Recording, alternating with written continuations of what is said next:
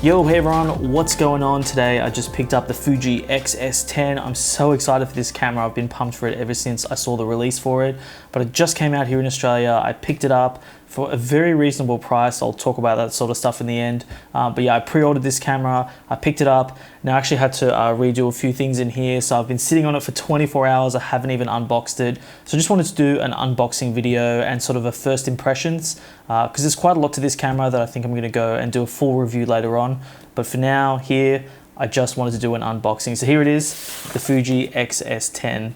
Now, if you've been following this channel for a while, pretty much all of my content has been filmed here with the Fuji X-T3, and I like to use the 16mm 1.4 lens, but I wanted to add something to the collection, a sort of B camera, if I want to do sort of more vlogging stuff, or just having a second camera around to shoot any sort of photo related content. I was looking around for a while, and as soon as the X-S10 came out, I was like, this is the companion camera for me. I think anybody who's got an X-T3 and is looking for a companion camera, I really think the Fuji X-S10 does a solid job at that. So I can't wait to get into it. Let's dive in and take a look. So here we've got all our manuals and stuff, pretty standard affair. Fuji X card. It's sort of their roadmap, sort of their stuff, you know. It's nice, but you can just get this stuff on a PDF online. It's kind of nice to show off the cameras and stuff. Now, I'm not expecting too much in this box. I know that like the whole modern thing with iPhones and everything is like reduced charges, reduced packaging.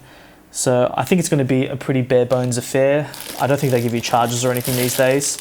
But look, here's the hero. Here is the Fuji X-S10 unwrapped. The guy at the store hadn't even seen one, so we did open this for like 2 seconds. He pulled it out for like 2 seconds. I haven't even had my hands on it. It's not quite a peel, but I can get some unsheathing going on.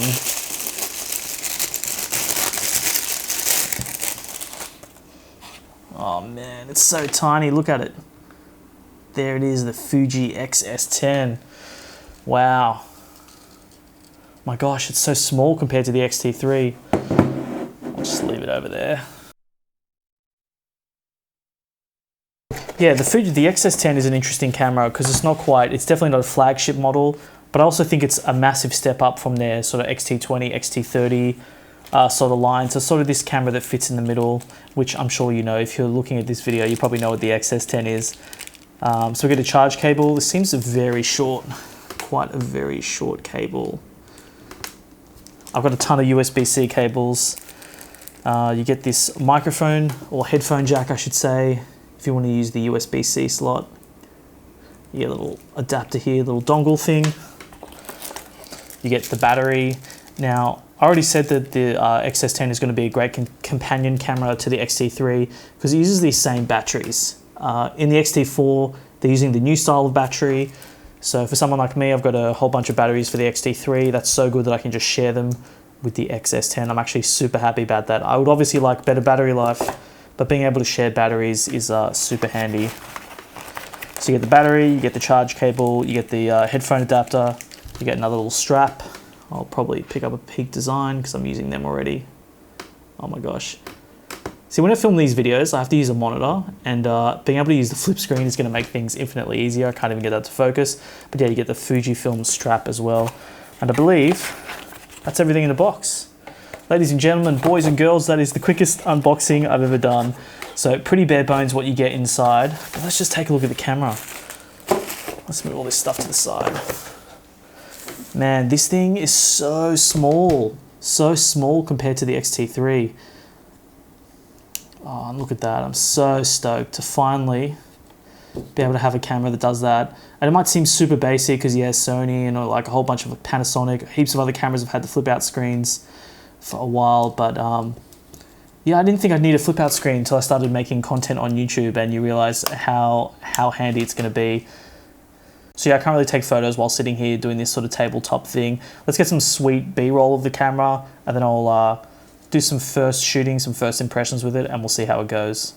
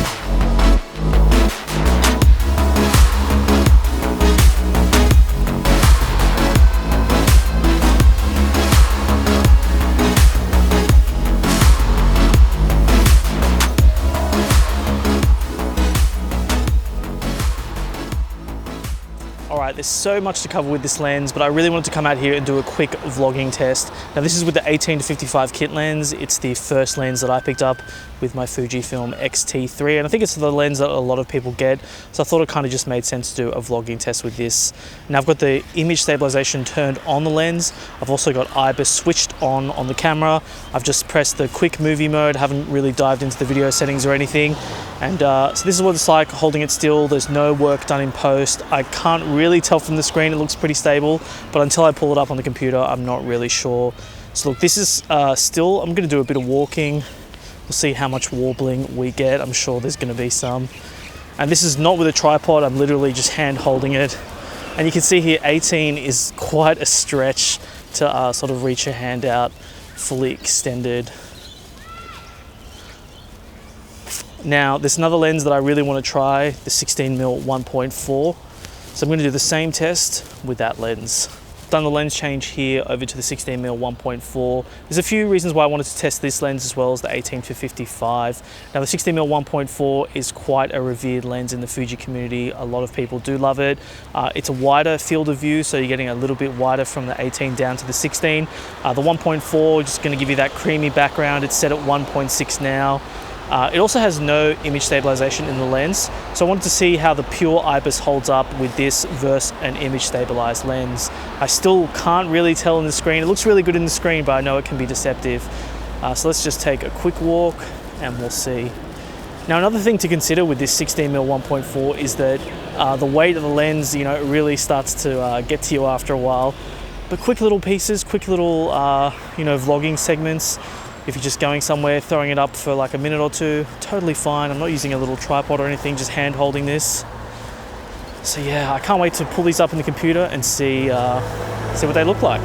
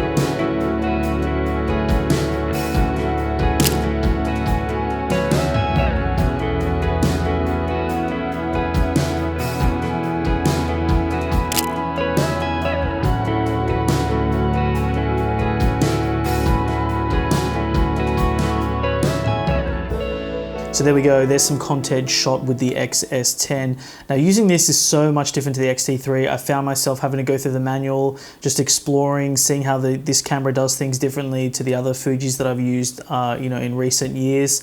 So we had some video there, some vlogging tests, some photos, some different scene modes, that kind of thing. There's actually so much to go through that I could make certain videos just on like the different scene modes in this camera, or, you know, using the different color profiles, picture profiles, all that sort of stuff. It's too much to cram into one video. This would be like an hour long. But yeah, this is really my first impressions. Like I said, I just got this. I've used it for a day or two. Definitely getting used to it. I actually filmed some stuff and had to go back and refilm it because I didn't, you know, use the right settings. I didn't have IBIS on the first time, so I didn't give it its full credit. But yeah, those were the first tests that I just shot there. And you know, I really didn't want to dive too deeply into the camera because I kind of wanted to use it out of the box, just like somebody else would. But I know that with time, I'm going to grow and learn to find out the camera's strengths, the camera's weaknesses, what it does well, and that kind of thing. So yeah, honestly, when I looked at those vlogging shots, it was a lot more shaky than I thought, especially that 16mm 1.4 with no stabilization. And that's kind of to be expected. Like realistically, IBIS is only going to help out so much. But the IBIS was really, really helpful when it came to shooting photos. I could go down a lot lower on the shutter speed. So that's going to be handy in low light situations and that kind of thing. The vlogging side of things, a bit of shake, you know, I'll figure out a way around it. Maybe I'll do some post stabilizations and make things work. I'm not too concerned about that, but yeah, it's a little bit interesting. I thought it would hold up better. It didn't. Totally fine. You know, it's interesting, on paper, the XS10 is so similar to the XT4, which is also so similar to the XT3, but after using the XT3 exclusively for a year and picking something like this up in my hands, I almost feel like a noob just going through all the settings and figuring out how to do everything. Of course, that's with the PSAM dial. Things are going to be fundamentally different, but like I said, I was going through the manual, just sort of training my brain how to do things, and as soon as my thumbs, you know, get used to doing everything on the fly, it's going to make me so much more competent with this camera. But definitely coming from the other XT models or X Pro, whatever you're using, there's going to be a bit of a learning curve with this. Basically what I'm going to say is that I struggled with this a little bit more than I thought I would. I thought I'd just hit the ground running, but turns out that the XT3 way of doing things is a little bit more ingrained in me than I thought it would be. So yeah, look, when it comes to price, I think $1,000 for this camera is a pretty damn good deal. I mean, you're getting the XT4 package with a few little shavings here and there to make it like a middle ground camera. Here in Australia, I think this was retailing for like $1,600–1,700 just for the body, but I picked this one up for like $1,450 from a camera store. So all I can say is do your research. $1,450 for this camera body. I think they're selling for about $2,700 here in Australia, the XT4s. So you're virtually getting this for like half the cost of an XT4. There's like the video codec, the internal video codec is a little bit lower than the XT4. It's 8-bit 420, I believe. That's a mild sacrifice for half the cost. I mean, there's so much camera in here. It's such a good deal. So yeah, look, I can't give you this like a score or anything because I haven't really reviewed it, but I know the guts of this camera is very similar to the XT4. The feeling so far is good. I've got a little bit to learn with it, but my first impressions with this camera is it's very, very good. It's definitely going to be a great companion camera, something that I'm going to want to grow with and get used to. Of course, if I have any gripes with it, they're just going to appear over time. But you know, getting it out of the box, using it, taking it out once or twice in the field and using it, pretty cool. I just got to get used to it, you know. So big thumbs up there. So far, so good with the XS10.